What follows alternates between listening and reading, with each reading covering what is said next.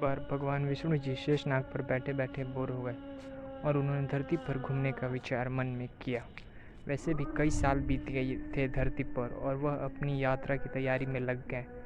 स्वामी को तैयार होता देखकर लक्ष्मी माँ ने पूछा, आज सुबह सुबह कहाँ जाने की तैयारी हो रही?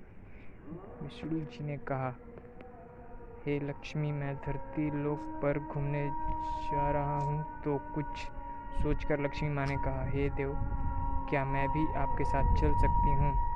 भगवान विष्णु ने 2 पल के लिए सोचा और कहा, एक शर्त पर तुम मेरे साथ चल सकती हो। तुम धरती पर पहुंचकर उत्तर दिशा की ओर बिल्कुल मत देखना। इसी के साथ ही माता लक्ष्मी ने कहा कि अपनी बात मनवा ली और सुबह सुबह माँ लक्ष्मी और भगवान विष्णु धरती पर पहुंच गए। अभी सूर्य देवता निकल रहे थे, रात बरसात को हो रही थी, चारों ओर हरियाली ही हरियाली थी, चारों ओर बहुत शांति थी और धरती बहुत ही सुंदर दिख रही थी। और माँ लक्ष्मी मंत्रमुग्ध होकर धरती को देख रही थी और भूल गई कि पति को क्या वचन देकर आई है, और चारों ओर देखती हुई कब उत्तर दिशा की ओर देखने लगी पता ही नहीं चला।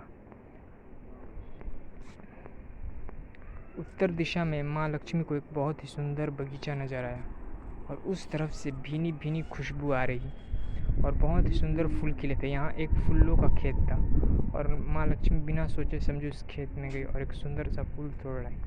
लेकिन यह क्या, जब माँ लक्ष्मी भगवान विष्णु के पास वापसी आई तो भगवान विष्णु की आंखों में आंसू थे और भगवान विष्णु ने माँ लक्ष्मी को कहा कि कभी भी किसी से भी ना पूछे, उसका कुछ भी नहीं लेना चाहिए, और साथ ही अपना वचन भी याद दिलाया। माँ लक्ष्मी ने अपनी भूल को पता चला तो उन्होंने भगवान विष्णु से इस भूल की माफ़ी मांगी। तो भगवान विष्णु ने कहा, जो तुमने भूल की है उसकी सज़ा तो तुम्हें ज़रूर मिलेगी। जिस माली से खेत से तुमने बिना पूछे फूल तोड़ा, यहाँ एक प्रकार की चोरी है, इसलिए अब तुम 3 साल तक माली के घर नौकर बनकर रहो। उसके बाद मैं तुम्हें वैकुंठ में वापस बुलाऊंगा। माँ लक्ष्मी ने चुपचाप सिर झुकाकर कहा, हाँ कहा, और माँ लक्ष्मी एक गरीब औरत का रूप धारण करके उस खेत के मालिक के घर गई। घर क्या एक झोपड़ा था और मालिक का नाम माधव था। माधव की बीवी, 2 बेटे और 3 बेटियां थी। सभी उस छोटे से खेत में काम करके किसी तरह गुजारा करते थे। माँ लक्ष्मी जब एक साधारण और गरीब औरत बनकर जब माधव के झोपड़े में आई तो माधव ने पूछा, तुम कौन हो और इस समय तुम्हें क्या चाहिए? तब माँ लक्ष्मी ने कहा, मैं एक गरीब औरत हूँ, मेरी देखभाल करने वाला कोई नहीं है, मैंने कई दिनों से खाना भी नहीं खाया, मुझे कोई भी काम दे दो, साथ में तुम्हारे घर का काम भी कर दिया करूँगी, बस मुझे अपने घर में एक कोने में आसरा दे दो। माधव बहुत ही अच्छे दिल का मालिक था, उसे दया आ गई, लेकिन उसने कहा, बहन, मैं तो बहुत ही गरीब हूँ, मेरी कमाई से मेरे घर का खर्च मुश्किल से चल पाता है, लेकिन अगर मेरी 3 की जगह 4 बेटी होती तो मैंने भी गुजारा करना था।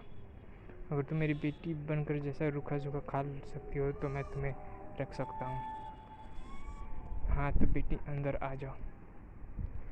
आज के लिए फ्रेंड्स इतना ही, इसकी और इससे आगे देखने देखे पार्ट 2। वीडियो पसंद है तो वीडियो को लाइक और चैनल को सब्सक्राइब कर दीजिएगा। धन्यवाद। जय श्री कृष्ण।